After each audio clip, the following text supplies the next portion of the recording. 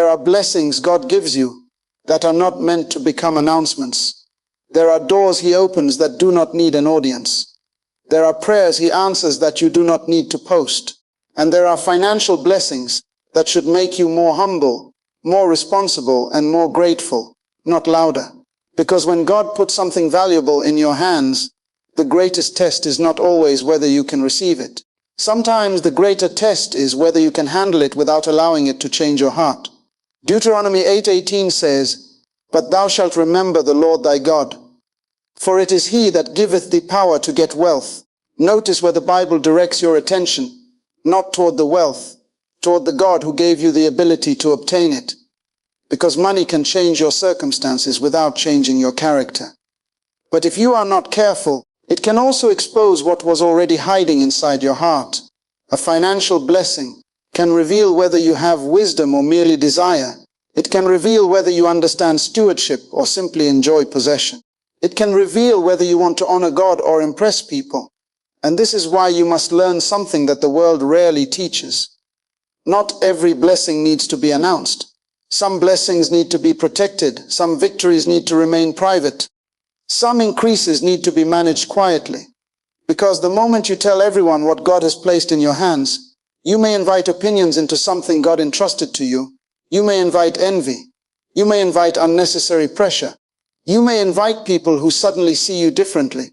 And sometimes people do not want the responsibility God gave you. They want the portion He gave you. That is why wisdom knows when to speak and when to remain silent. Proverbs 27:2 says, "Let another man praise thee and not thine own mouth." There is power in allowing your fruit to speak instead of your mouth. You do not need to prove that God blessed you. You do not need to convince everyone that you are succeeding. You do not need to display every increase. You do not need to make your private provision public information. If God did it, God knows He did it, and that is enough. But stay with me, because this message is not about becoming secretive, selfish, or afraid of success. It is about learning the difference between stewardship and showing off. Its notes is about understanding why God may increase your finances in the first place. It is about learning how to protect your heart when your circumstances improve. It is about discovering why some blessings require silence, discipline, wisdom, and maturity. And before this message ends, you will understand why sometimes the most powerful response to God's financial blessing is not, "Look what I have." It is, "Lord, show me what you want me to do with what you have placed in my hands." Because money is not the master, money is a tool. And when God places resources in the hands of a person who understands purpose, those resources can become provision, generosity, opportunity, employment, ministry, and impact. But when resources fall into the hands of an undisciplined heart, the blessing can become a burden. So if God has recently increased you financially, do not become intoxicated by the increase. Become intentional with it. Pray over it, manage it, protect it, give wisely, invest wisely, help people wisely, and most importantly, keep your heart surrendered to God. Because the greatest evidence that God has blessed you is not the size of your bank account. It is the condition of your heart. And if God can trust you with little, He can trust you with much. If He can trust you privately, He can trust you publicly. If He can trust you when nobody is watching, He can trust you when everybody is watching. So listen carefully. Your blessing does not need an announcement. Your obedience does. Your generosity does. Your character does. Your faithfulness does. Let people see the fruit. Let God receive the glory. And let this truth become deeply rooted in your spirit. When God blesses you, don't let the blessing become bigger than the one who blessed you. Because sometimes the wisest thing you can say about what God has given you is nothing at all. Sometimes silence is not hiding the blessing. Silence is protecting the blessing while you learn how to steward it. And by the end of this message, you will understand why God may have blessed you financially. Not so everyone can know what you have, but so your life can reveal what He can do through a faithful steward. When God blesses you financially, the first thing that should increase is not your pride. It should be your gratitude, because every increase carries a question. Who will receive the glory for what has entered your hands? Money can increase your options, but it should never decrease your dependence on God. Deuteronomy 8:18 says, "But thou shalt remember the Lord thy God, for it is He that giveth thee power to get wealth." God does not want you to forget Him when the blessing arrives. In fact, the blessing should remind you of Him even more. There is a danger that comes when people pray desperately for increase, but become spiritually careless once the increase comes. They ask God for provision, and when provision arrives, they begin acting as though they created it themselves. They prayed for the door, but once it opened, they forgot the one who opened it. They asked God for opportunity, but when opportunity came, they began taking credit for what grace had accomplished. Never allow the gift to make you forget the giver. Your financial blessing is not proof that you no longer need God. It is proof that God has entrusted something to you. And anything God entrusts must be stewarded with wisdom, humility, and responsibility. James 1:17 says, "Every good gift and every perfect gift is from above." That means when something good enters your life, your first response should be worship, not boasting. Your first response should be thanksgiving, not comparison. Your first response should be, "Lord, thank you, not look at me," because you must understand something. God can bless your hands without blessing your pride. The money may come, but character still has to be developed. The opportunity may come, but wisdom still has to guide you. The increase may come, but discipline still has to govern you. The resources may come, but purpose still has to direct you. A bigger bank account does not automatically produce a bigger life. If your character is weak, more money can simply give your weaknesses more room to operate. If you were wasteful with little, having more may only make you waste more. If you were controlled by comparison before the increase, you may become controlled by competition afterward. That is why financial blessing must begin with spiritual maturity. Ask yourself, God, why have you placed this in my hands? Not merely how much can I buy, not merely how much can I show, not merely how much higher can I rise, but what purpose does this resource serve? Maybe God has blessed you so you can provide for your family. Maybe He has given you resources so you can help someone who is struggling. Maybe He has increased your income so you can invest in something productive. Maybe He has given you financial stability so you can serve without constantly living under pressure. Maybe He has blessed you so that you can become an answer to someone else's prayer. The blessing is bigger than consumption. The blessing carries responsibility. You are not merely a receiver, you are a steward, and a steward understands that what is in his hands ultimately belongs to God. This changes how you handle money. You stop asking, "Can I afford it?" and begin asking, "Is it wise you?" Stop asking, "Will this impress people?" and begin asking, "Does this serve purpose?" You stop asking, "How can I show them what I have?" and begin asking, "How can I use what I have to honor God?" That is maturity. There is nothing wrong with enjoying what God has provided. There is nothing wrong with living comfortably. There is nothing wrong with celebrating God's goodness. But there is a difference between enjoying a blessing and worshiping a blessing. When money becomes your identity, you are in danger. When money becomes your security, you are in danger. When money becomes your source of significance, you are in danger because money can disappear. Markets can change, businesses can fail, opportunities can close, circumstances can shift, but God remains. Therefore, your confidence must never be rooted in what is sitting in your account. Your confidence must be rooted in the God who can sustain you with or without the account. This is why gratitude is so powerful. Gratitude keeps your heart connected to the source. Gratitude reminds you that you did not create every opportunity yourself. There were doors you could not open, people you could not meet, circumstances you could not arrange, strength you could not manufacture, wisdom you did not create, and yet somehow God brought you through.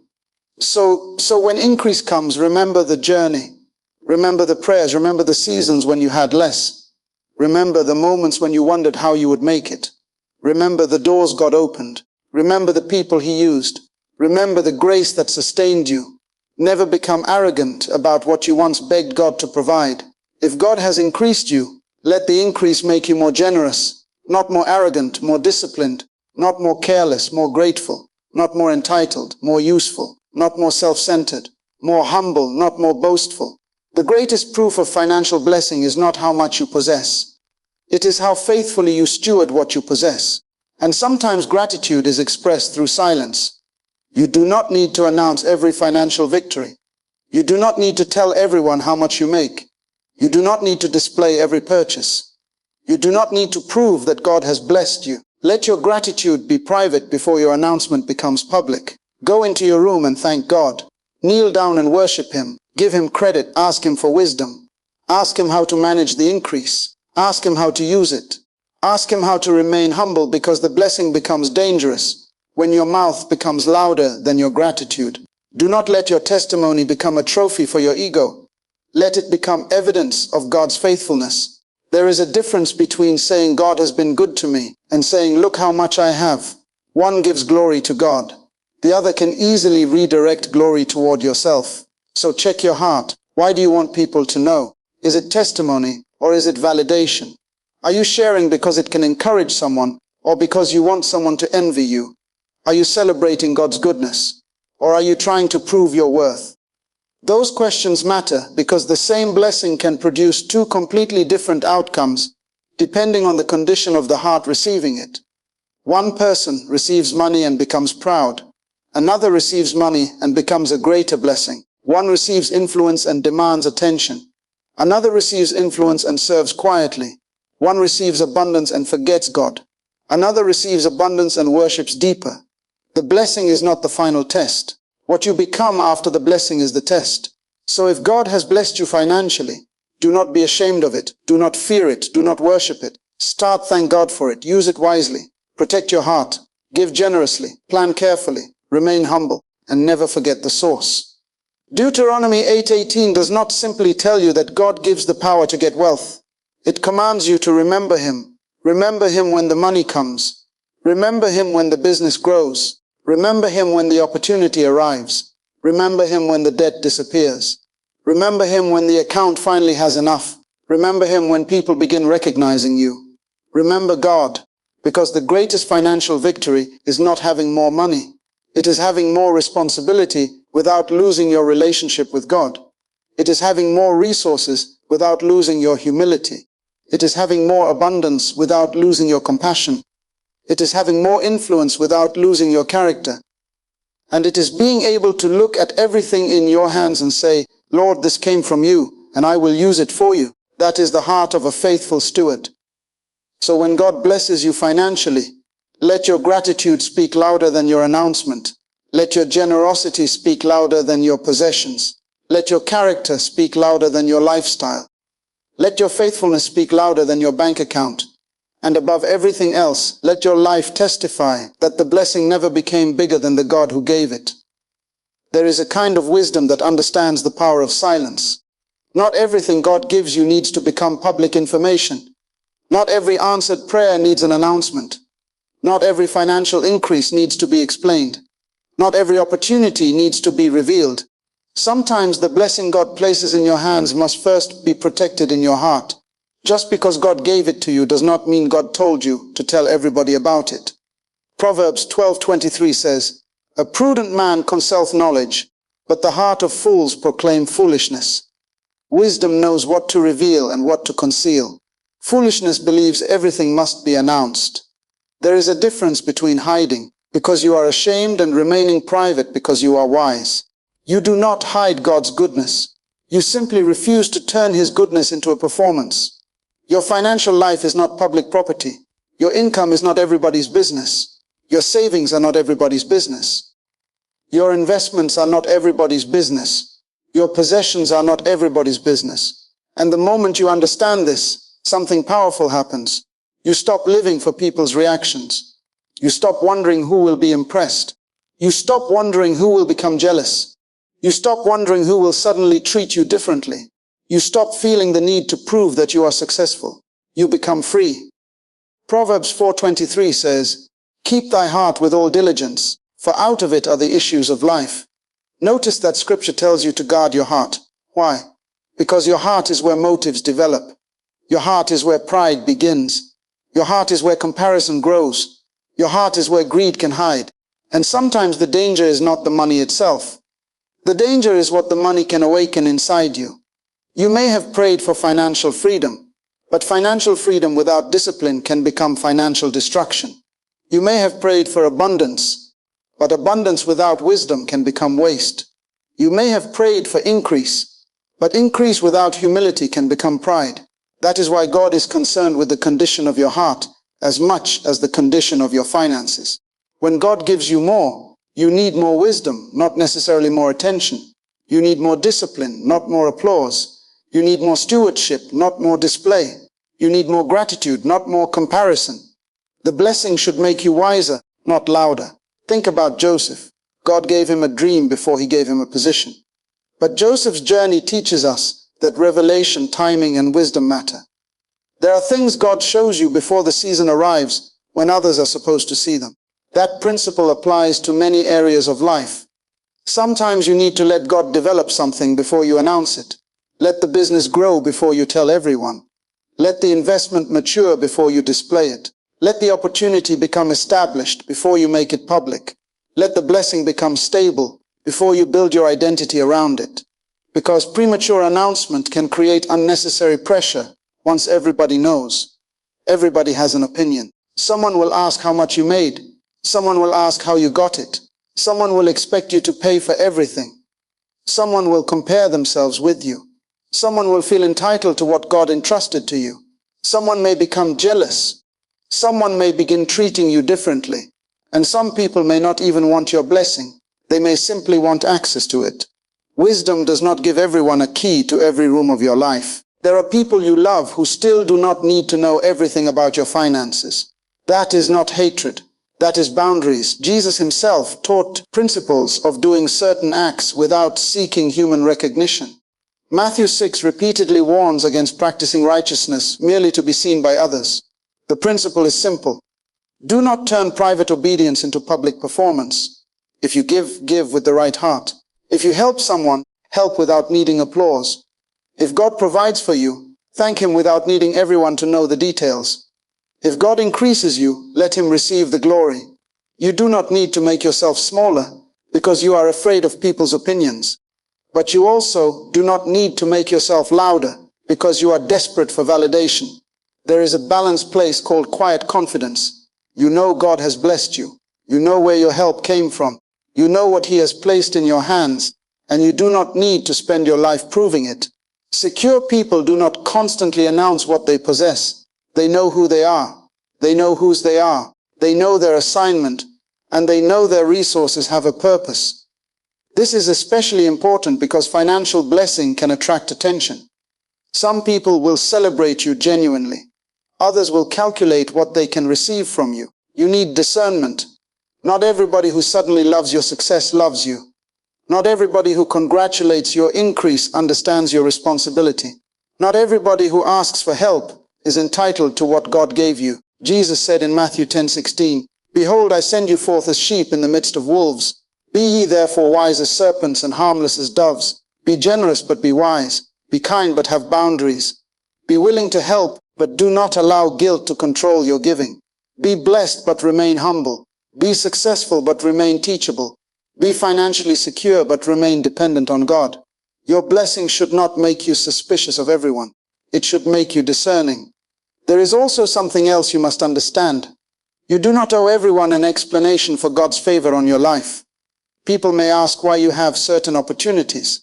They may question your progress. They may wonder how you can afford something. They may speculate. You do not have to respond to every question. You can simply smile and keep walking. You can say, "God has been faithful," and leave it there, because your testimony does not require you to expose every detail. You can testify without revealing everything. You can give God glory without giving people access. Privacy and secrecy are not the same thing. Secrecy hides wrongdoing. Privacy protects what is valuable. There are things that are sacred because they are still developing. There are plans that need prayer before publicity.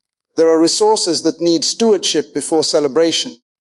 There are victories that need gratitude before announcement. So ask God for wisdom about what to share. Not everything that is true needs to be told. Not everything that is good needs to be displayed. Not everything that God gives you needs an audience. Some blessings grow better without noise around them. Imagine planting a seed and digging it up every day to show people whether it is growing. You would destroy the very thing you are trying to cultivate. Some things need time. Some things need protection. Some things need silence. Your financial blessing may be one of those things. Do not let people's expectations become a burden God never placed on you. Do not spend money simply to maintain an image. Do not buy things just because people know you can afford them. Do not become trapped by the need to look successful. You do not need to look rich. You need to be a faithful steward. There is a difference. One seeks appearance, the other seeks purpose. One asks, what will people think? The other asks, what does God want me to do? One spends to impress, the other manages to multiply impact. One wants attention, the other wants fruit. Choose wisdom, choose humility, choose stewardship. And when God increases you, remember that the goal is not simply to have more. The goal is to become more useful to His purposes. Maybe your increase allows you to provide for your family. Maybe it allows you to support ministry. Maybe it allows you to create jobs. Maybe it allows you to help someone escape a difficult season. Maybe it allows you to invest in something that will bless generations. God's resources in your hands should become God's purpose through your hands. So do not waste your blessing trying to convince people that you have been blessed. Let your life demonstrate it. Let your generosity demonstrate it. Let your wisdom demonstrate it. Let your stability demonstrate it. Let your character demonstrate it. You do not need to announce the river when people can eventually see the fruit growing beside it. And remember this, what God gives you is an assignment as much as it is an advantage. If He gives you resources, manage them. If He gives you influence, steward it. If He gives you opportunity, use it. If He gives you wealth, honor Him with it. And if He gives you something valuable, protect it from unnecessary exposure. Your blessing does not need everybody's attention. It needs God's direction. So keep your heart guarded. Keep your motives pure. Keep your finances disciplined. Keep your generosity sincere and keep your mouth under wisdom. You can be blessed without boasting. You can prosper without performing. You can succeed without announcing every detail. You can live comfortably without making your lifestyle your identity. Let God be the center of your increase, because at the end of the day, people do not need to know everything God has placed in your hands. You need to know how to faithfully use it. And sometimes the most powerful testimony is not what you say about your blessing. It is what your blessing quietly accomplishes through you. When God blesses you financially, one of the greatest responsibilities is not simply knowing how to receive the blessing, but knowing how to protect your heart after you receive it. Money can solve certain problems, create opportunities, provide security, and allow you to bless us. But money can also expose motives, magnify weaknesses, attract attention, and awaken pride if you are not careful. That is why Scripture warns us, pride goeth before destruction, and an haughty spirit before a fall. Proverbs 16:18, the blessing is not dangerous when it remains in the hands of a humble steward. The danger begins when the blessing enters a heart that believes the blessing makes it superior. Financial increase can quietly change the way you see yourself. Yesterday you were grateful for what you had. Today you have more, and suddenly you begin measuring yourself against everyone around you. You look at what people drive, where they live, what they wear, and what they can afford. You begin thinking that your possessions prove your value. But your bank account was never designed to become your identity. Your possessions can change. Your income can change. Your circumstances can change. But your identity in Christ does not depend on any of them. That is why you must learn to separate who you are from what you own. You are not more valuable because you have more money, and you are not less valuable because you have less. Your worth comes from God. Pride is especially dangerous because it rarely announces itself when it enters. Pride can disguise itself as confidence. It can disguise itself as success. It can disguise itself as I deserve this. It can even disguise itself as testimony. You may begin by saying, God blessed me. But eventually your heart can begin whispering, look what I accomplished. That is the moment you need to stop and remember Deuteronomy 8:18. God is the one who gives you the power to obtain wealth. Your ability is a gift. Your opportunity is a gift. Your strength is a gift. Your wisdom is a gift. Your increase is a responsibility. Never take credit for what grace made possible. There is another danger, envy. When God blesses you, not everyone will respond with joy. Some people will celebrate you sincerely, but others may compare themselves to you. They may wonder why your opportunity came and theirs did not. They may question your success. They may become uncomfortable with your increase. This is why you cannot build your peace around everyone's approval. You cannot control what people think. You cannot control how they interpret your success. Your responsibility is to remain humble and faithful, not to manage everyone's emotions, but you must also examine your own heart. Do not become the person who envies others when God blesses them, only to become arrogant when He blesses you. If you once prayed for someone else's breakthrough, continue celebrating them when your own breakthrough arrives. The kingdom of God is not a competition. Someone else's blessing does not mean God has forgotten you. Their increase does not reduce God's ability to provide for you. There is enough grace for your journey without becoming jealous of someone else's journey. Proverbs 27:2 says, "Let another man praise thee and not thine own mouth." There is tremendous wisdom in that scripture. You do not need to advertise your success. You do not need to tell everyone what you earn. You do not need to display every purchase. You do not need to prove that God has blessed you. Let your character speak. Let your generosity speak. Let your faithfulness speak. Let your fruit speak. There is power in quiet prosperity. You can have resources without making resources your personality. You can drive something beautiful without needing everyone to know its price. You can live comfortably without looking down on those who cannot. You can have financial success without becoming financially arrogant. God did not bless you so you could become a monument to yourself. He blessed you so your resources could serve His purpose. This is why stewardship is more important than appearance. A person may look wealthy and still be financially foolish. Another person may look ordinary and be an excellent steward. God is not impressed by appearances. He looks at the heart. He is interested in what you do with what He places in your hands. Luke 16:10 says, "He that is faithful in that which is least is faithful also in much." The true test of financial blessing is not how much you can display. It is how faithfully you can manage. Protect your financial blessing by refusing to make emotional financial decisions. Do not spend because you want to impress someone. Do not buy because you are trying to prove that you have arrived. Do not enter debt simply to maintain an image. Do not give money because you are afraid someone will think badly of you. Do not allow people's expectations to control your stewardship. You are not called to finance an image. You are called to fulfill a purpose. You also need boundaries. When people discover that you have money, some may suddenly change how they treat you. Some may become unusually close. Some may constantly ask for help. Some may expect you to solve every financial problem. Some may feel entitled to what God has entrusted to you. This is where wisdom becomes essential. Being generous does not mean being manipulated. Being compassionate does not mean being careless. You can have a generous heart and still have wise boundaries. Jesus never taught His followers to become foolish with what God entrusted to them.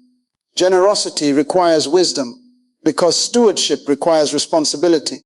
If you give everything away impulsively, you may eventually become unable to fulfill the responsibilities God has actually assigned to you. You have to provide for your household. You have to plan for the future. You have to manage your resources. You have to avoid unnecessary waste. Faith does not cancel wisdom. Protect your blessing by protecting your heart. When you receive increase, increase your prayer. When you receive money, increase your wisdom. When you receive opportunity, increase your humility. When you receive influence, increase your accountability. When you receive abundance, increase your generosity. Do not let financial increase decrease your dependence on God. The world teaches people to chase more. The kingdom teaches you to steward what you have. The world says show them. Wisdom says protect it. The world says prove yourself. Faith says know who you are. The world says compete. God says be faithful. There will always be someone with more than you. If your peace depends on being ahead, you will never have peace. There will always be another house, another car, another business, another opportunity, another person with greater influence. If you keep looking sideways, you will eventually lose sight of the assignment God gave you. Stop measuring your life against somebody else's life. Your assignment is different. Your journey is different. Your timing is different. Your responsibilities are different. And your stewardship is different.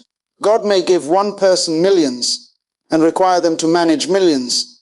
He may give another person thousands and require them to manage thousands. The amount does not determine the value of the steward. Faithfulness does. So when God blesses you financially, stay low before God.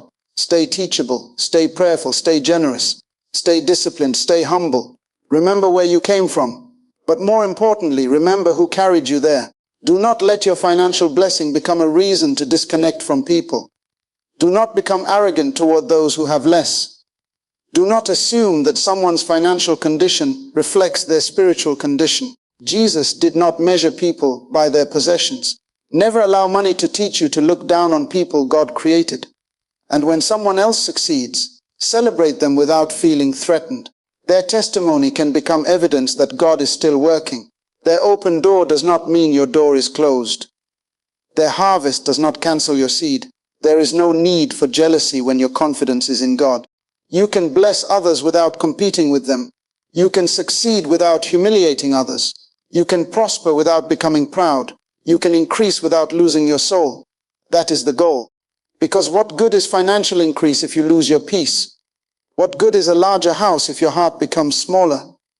What good is a bigger bank account if your generosity disappears? What good is public success if private character collapses? Never trade to your character for your comfort.